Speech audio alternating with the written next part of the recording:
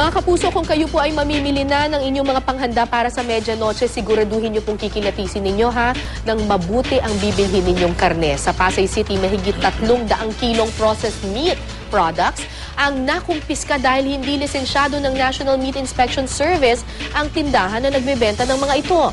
May nustugaw si Lay Alves live. Lay. Kara mahigit 300 kilo ng hindi lisensyadong processed meat products ang nakumpiska ngayong umaga dito sa Pasay City. Nakumpiska sa isang pwesto sa Pasay City Market ang kilo-kilong hamon, longganisa, siomai, burger patty, sausage at iba pang meat products. Ayon sa City Veterinarian na si Dr. Ronaldo Bernasor, hindi lisensyado ng National Meat Inspection Service o NMIS ang tindahan, maging ang kanilang planta sa Mandaluyong City. Ibig sabihin, Kara, di alam kung paano pinoproseso ang mga produktong ito at saan galing ang mga karneng kanilang ginagamit. Sasampahan daw ng karampatang kaso ang manufacturer at nagtitinda.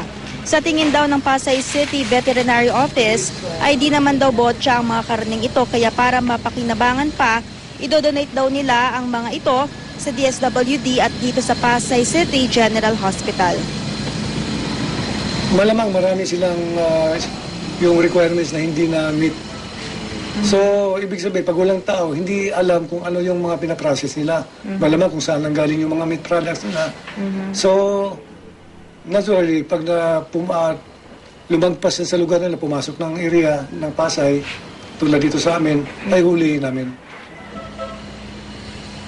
Karagaya nga na nabanggit mo ay pinag-iingat ang publiko sa pagbili ng mga meat products lalo na ngayong holiday season. Kailangan daw na tiyakin na dumaan ang inyong bibilhing karne sa inspection ng National Meat Inspection Service. At yan ang latest mula rito sa Pasay, Lay Alves, GMA News. Yes, Lay, paano malalaman kung talagang dumaan sa inspection, sa National Meat Inspection Service itong karne na bibilhin mo? Meron ba yung tatak or whatever? Ang pagkakaalam natin na Kara, doon sa pwesto ng mga meat products sa palengke ay dapat may makikita kang papel para makita mo kung license talaga ng NMIS yung tindahan at ibig sabihin nito dumaan nga sa inspection yung mga karne na kanilang itinitinda. So kung wala kang nakita na ganitong dokumento dun sa mga pwesto sa palengke, ay marapat lang daw na wag na dito bumili ng inyong mga bibiling karne. Pero itong 300 kilong processed meat na nakumpiska nila, safe ba itong kainin? Kasi ang sabi mo, idodonate daw nila sa DSWD. Baka naman magkaroon ng sakit yung mga bata or kung kanino man nila ito papakain. Oo. Kara, yun nga yung nililinaw natin, no?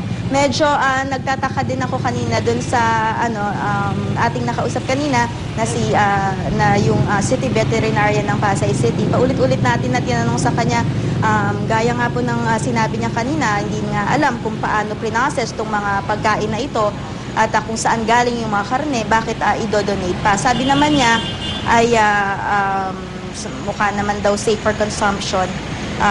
Kaya idodonate na lang daw para mapakinabangan. Pero Kara, sa tingin ko ay kailangan pang linawin ito marahil sa pamunuan ng NMIS kung ano ba yung protocol na sinusunod dito sa mga meat products na nakukumpiska sa merkado, Kara.